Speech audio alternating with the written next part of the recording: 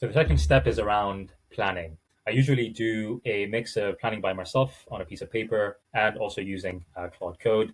This is where you should spend most of your time because the amount of time you spend on planning, and I will show you what this looks like, will just make it easier in terms of the execution, in terms of creating a standard process for that particular output.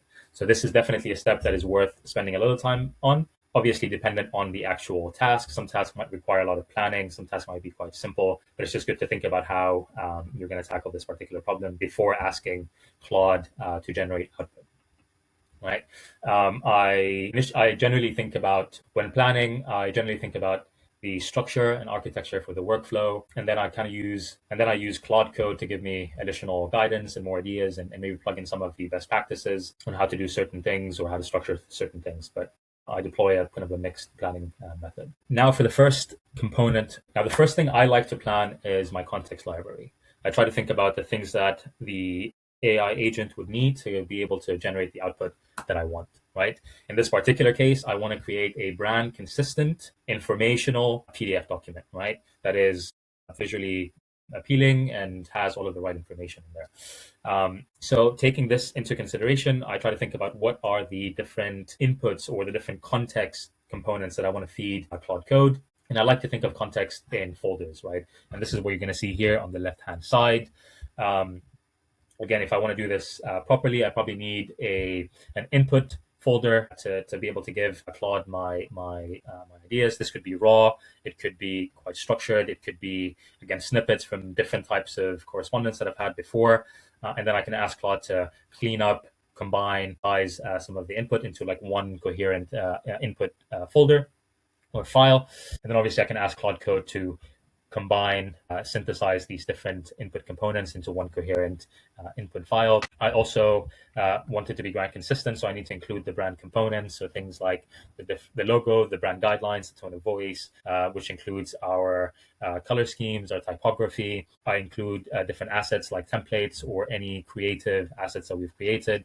Obviously, our logo, you can go down and I will have a photos folder that I want Claude Code to kind of pull certain photos from to either include in the PDF or in other similar formats. I like to have a research folder where I can put in different bits of research around how to build entrepreneurial ecosystems or the funding landscape for assistive technology startups in Africa. Or I can even ask Claude Code to do some research, put it here to enrich the input. I can have previous examples. So I'm going to keep this one empty, but essentially once I create an output that I like, for the next iteration, I will feed it in as a previous example. But again, if you have that ready already, you can have it in the previous example folder. I like to have some form of inspiration. So this could be designs that I find on Canva or on Dribble, or components that I see online that I liked. I put them here if I want to kind of simulate. I put them here if I want to create something that is similar. I then also put an instructions folder. Again, whenever I come up with some form of best practice or Claude Code does something and creates an output that I like, again, I break down the final output into different components. So whenever I go through something that I would like to processize and like standardize, I put it in instructions, because then next time it will make the job much easier and much more, much quicker. So again, this is a fairly straightforward context library. There's no right and wrong way of structuring the context library. This is how I like to structure it in this particular example. And you can do it in the way that you see fit and kind of aligns with your particular task and your style of working. It needs to work for you, essentially. If you're not sure how to build your context library, or you don't have any context to actually fill in, you can ask Claude Code how to structure and populate your context library. In this case, it's already structured. I think this is everything that I will need. Then I will go ahead and actually populate my context library. As you see in those folders, there are actually actual documents. So Momentous is the name of the fund. So this is like an alignment document that has some information. This is another document that showcases Momentous Fund. Then a few other components, for example, like the brand components, we have the brand book over here.